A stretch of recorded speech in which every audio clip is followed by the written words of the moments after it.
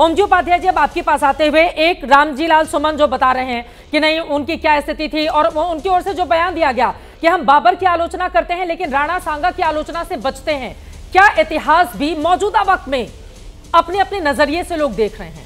चित्रा, पहले इतिहास का एक पन्ना आपके लिए कुछ और इधर जवाद साहब के लिए कुछ और, कैसे हो सकता है? इतिहास का पन्ना तो वही है, लेकिन कई बार आंखें कोई बंद कर लेता है या पता नहीं किस नजरिए से उसको देखता है, कौन सा चश्मा लगा के देखता है कि उसको सही चीज दिखाई नहीं देती। पहली बात तो ये चित्रा कि राणा सांगा थे कौन? राणा सांगा भारत के इतिहास के, भारत की अस्मिता के, गौरव के वो मानबिंदु हैं जिन्होंने 100 लड़ाइयां लड़ी और केवल कड़वा, जिसे हम खानवा कह रहे हैं आज, कड़वा के युद्ध के अलावा कभी उनकी हार नहीं हुई। राणा सांगा वो हैं जिन्होंने उसी इब्राहिम लोदी को जब खतौली के युद्ध में हराया 1517-18 में, तो उसकी हिम्मत नहीं हुई कि वापस दिल्ली आए, वो भाग के कालपी चला गया। उसके बाद 2 बार, उसके बाद धौलपुर में हराया उसी इब्राहिम लोदी को। वो वही हैं जिन्होंने जब मालवा के सुल्तान को हराया ईडर और गागरौन में, तो 2 महीने तक उसको बंधक रखा।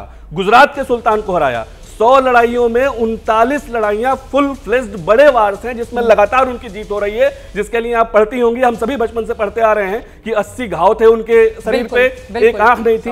अब सवाल ये है सैयद, तुम्हारे कहे बिना मैं सवाल पे आ जाऊंगा। अब दूसरा सवाल सुन लीजिए, मुझे 1 मिनट और दीजिए।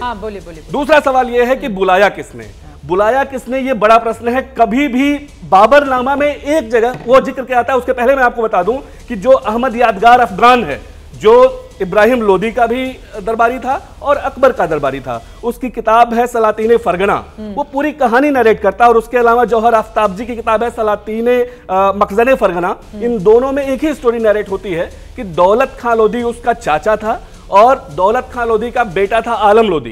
इन दोनों ने मिलकर आलम खां लोदी के साथ उसने 2 दूतों को भेजा था, कुछ फल लेके भेजे थे, भारत की चर्चा की थी और ये कहा था कि मेरा स्वाभाविक अधिकार है इस गद्दी पे, मुझे मिलना चाहिए। और जो गिफ्ट्स उसने भेजे थे उससे अट्रैक्ट होके और उसकी बातों से अट्रैक्ट होके, वैसे तो राजाओं को किसी हमले के लिए, आक्रमण के लिए किसी इन्विटेशन की जरूरत होती नहीं, वो यहां आया।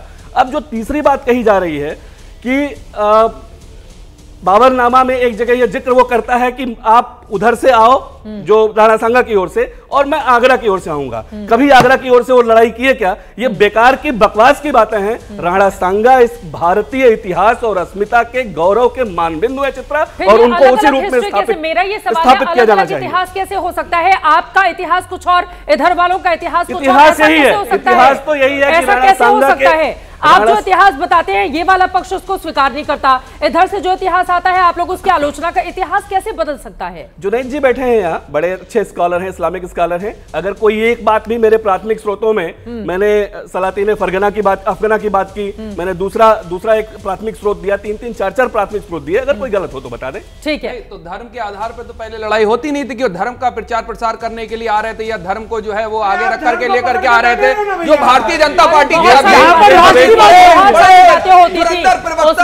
भंडारी साहब बता रहे थे आकर के धर्म के आधार पर है, धर्म के आधार पर लड़ाई नहीं होती। अभी मैं छावा मूवी, एक सेकंड सर, अभी मैं छावा मूवी देख कर आ रही हूँ, उसमें भी है धर्म है इसमें, आप नहीं इनकार कर सकते हैं।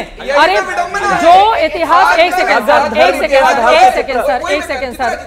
नहीं, ये आप नहीं कह सकते ना। जो इतिहास के पन्नों को पलटकर पिक्चर बनी है, आप कैसे कह सकते हैं कि पिक्चर से लोगों को इतिहास पता चल रहा है? सर मैंने भी इतिहास में पढ़ाई कर रखी है, ये मजाक उड़ाना और इस तरह से हंसना बंद कर दीजिए।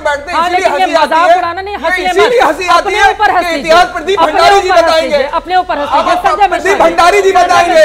और लड़ाई की जो है, जो लड़ाई थी बहुत देर से, वो राजपाट की लड़ाई हुआ करती थी, वो धर्म की लड़ाई बना देंगे। मैं बताता हूँ,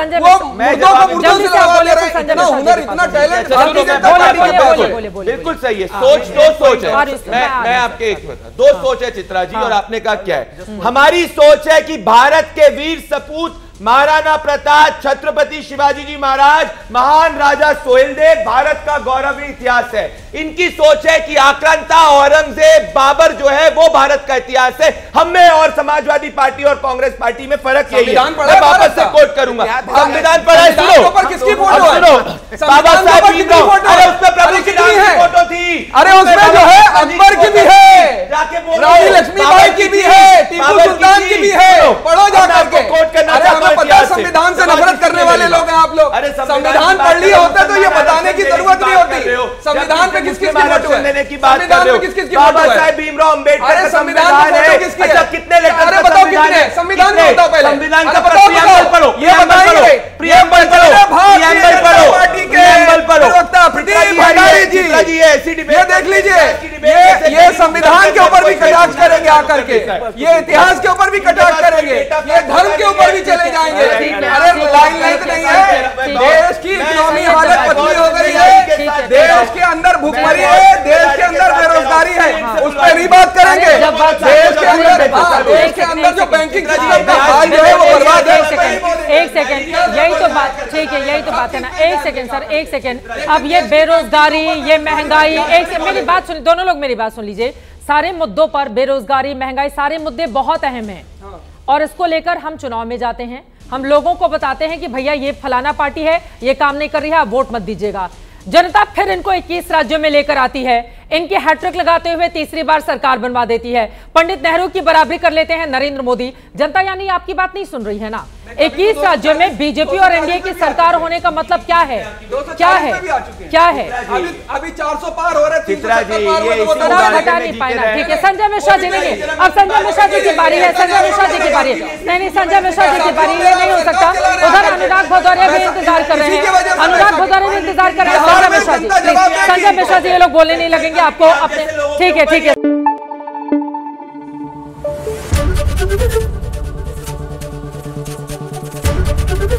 एबीपी न्यूज आपको रखे आगे।